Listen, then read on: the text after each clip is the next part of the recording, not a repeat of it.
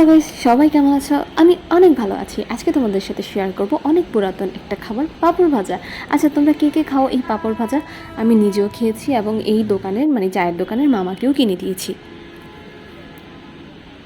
আমার ভিডিও ভালো আছে কিন্তু পিছনে ক্যামেরা দিয়ে ভিডিও করতে গেলে লজ্জা লাগে, মানে টাকা লাগে পরে আর করতে পারি না।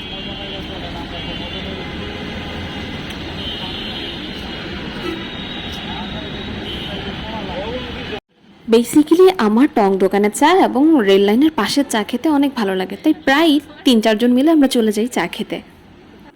আমি ভয়েস রেকর্ড করতে গেলে হচ্ছে কবিতা আবৃত্তি যেভাবে করতাম না ওরকম চলে আসে।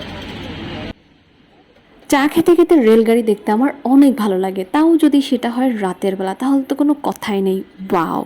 মাঝে মাঝে আমি যাওয়ার চেষ্টা করি। তোমাদের কি এমন ভালো লাগে?